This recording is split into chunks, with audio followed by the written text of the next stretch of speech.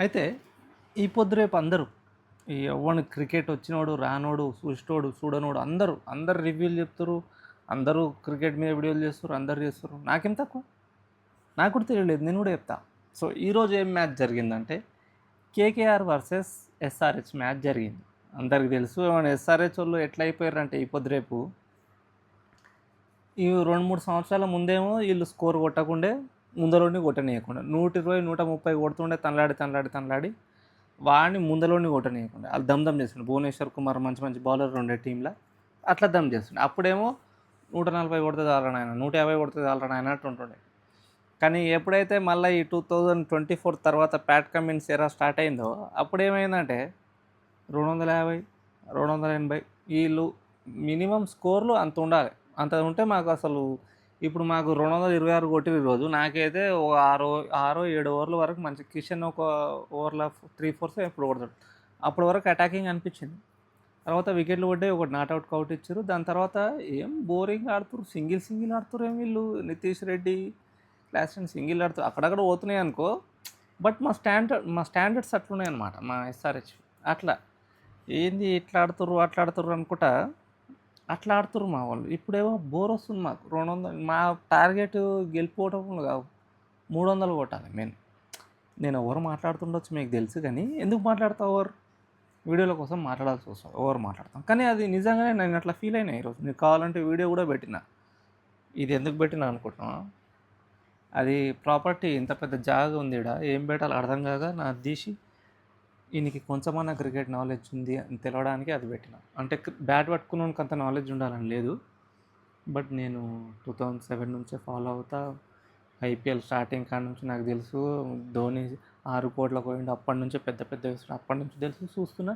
కొంచెం నాలెడ్జ్ ఉంది నాకు. కొంచెం అనుకున్నంత కాదనుకో, బట్ కొంచెం అయితే నాలెడ్జ్ ఉంది. అయితే ఈరోజు రివ్యూలు ఏంది చెప్తా. ఫస్ట్ ఎట్లా ఆడిర్రు మనోళ్ళు, వాళ్ళు ఎట్లా ఆడిర్రు, మనోళ్ళు ఎట్లా ఆడిర్రు ఇవి చెప్తా. అయితే ఫస్ట్ 1 ఓవర్ 2 ఓవర్లు అంతేం ఆడలే. కానీ ఎప్పుడైతే ఇట్లా మధ్యలోనే ఎవరో గెలుస్తారు, ఎవరో సౌండ్ చేశారు బయట, నా మైండ్ ఇట్లా డైవర్ట్ అయిపోయింది సడన్గా. ఓకే, అవన్నీ పక్కన పెట్టి మనం కంటెంట్లోకి వద్దాం. అండ్ ఈరోజు హెడ్ స్టార్టింగ్లోనే ఫస్ట్ 1 ఓవర్ అట్లా మెల్లగా ఆడారు, కానీ తర్వాత ఆటోమేటిక్గా మళ్ళీ కూడా ఎడిట్ చేస్తాడు. నేను ఎడిటింగ్లు కూడా చేయ. ఫస్ట్ ఓవర్ ఒక్కటి 6 రన్లు వచ్చినాయి అంతే. Second over 2 4లు 6 కొట్టిరు. ఇక థర్డ్ ఓవర్ స్టార్ట్ అయ్యింది మన హెడ్ అన్న తల, అంటే మన తెలుగులో తల అంటారు అనుకో. 2 4లు 2 6లు ఆడ కొట్టిండు. మళ్ళీ 4th ఓవర్ మళ్ళీ మింగిరు, 3 రన్లు వచ్చాయి. 5th ఓవర్ స్టార్ట్ అయింది. మళ్ళీ వరుణ్ చక్ర ఎడతాను వచ్చిండు. ఆయనకు 2 6లు 3 4లు కొట్టిండు అభిషేక్ శర్మ అన్న. యాడ్కి స్కోరు 5 ఓవర్లో 71 అయింది. ఈ ఒకటే ఓవర్ ఎక్కువ అటాకింగ్ ఆడిందంటే.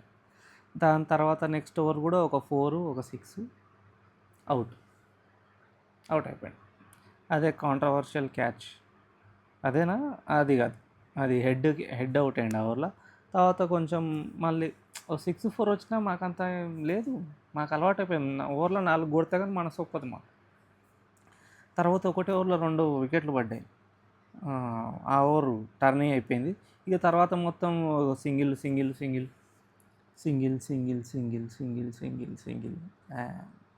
ఏడ మజా రాలే. మళ్ళీ లాస్ట్ ఓవర్లో 3 4లు పడ్డాయి. 18th ఓవర్లో 6 2 4లు కొట్టాడు అంతే. తర్వాత అంతేం అనిపించలే. మళ్ళీ వాళ్ళ ఇన్నింగ్ స్టార్ట్ అవుతుంది. కేకేఆర్ ఇన్నింగ్ స్టార్ట్ కాగానే ఫస్ట్ ఓవర్లో 25 కొడతారు. 25 కొడతారా చూస్తాం. మళ్ళీ అట్లా తప్పులు చెప్పొద్దు. కానీ కేకేఆర్ సెకండ్ ఇన్నింగ్స్ ఏమో అసలేదు. అయితే ఫస్ట్ ఓవర్లోనే డేవిడ్ పెయిన్ బౌలర్ 25 కొట్టగానే అనుకున్నాను నేను, ఓకే నాకు అవుట్ అయ్యే టైం దగ్గర వచ్చింది.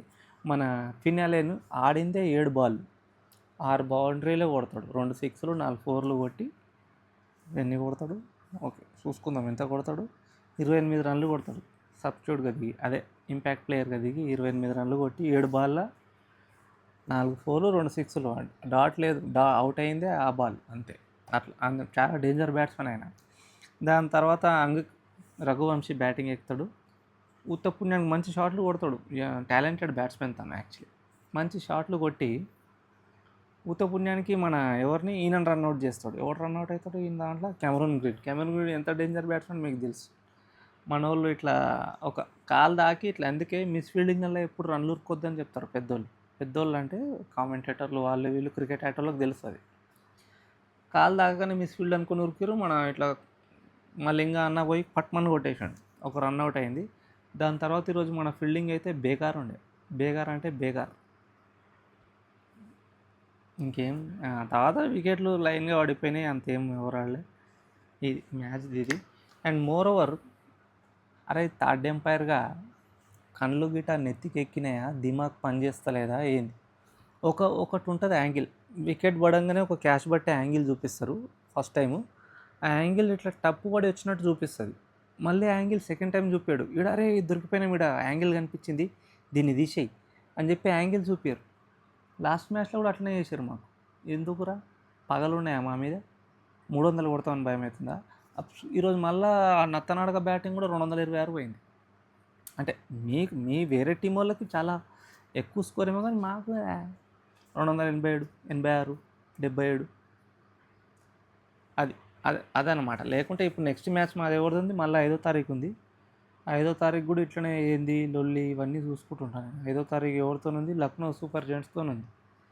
ఆ టీం వాళ్ళతో ఎక్కువ లొల్లి లేదు, కానీ వాళ్ళ ఓనర్ గారితో లొల్లింది. ఆ రోజు ఎట్లా ఆడతాం ఏంది చూసి చెప్తా. ఇక ఈ రోజుకి ఇంతే. ఇప్పుడు నేను దీన్ని తమ్నేల్ పెట్టాలన్నా కానీ అదో దమాక్ ఖరాబ్. సరే తమ్నేల్ నేను ChatGPTకి పెట్టి అడిగి తమ్నేల్ పెడతా, అంతే. ఎక్కువ ఎఫర్ట్స్ పెట్టాను రాదు మనకు, పెట్టనీకన్నా ఉండాలి కదా. ఓకే, ఇంతే వీడియో, బాయ్.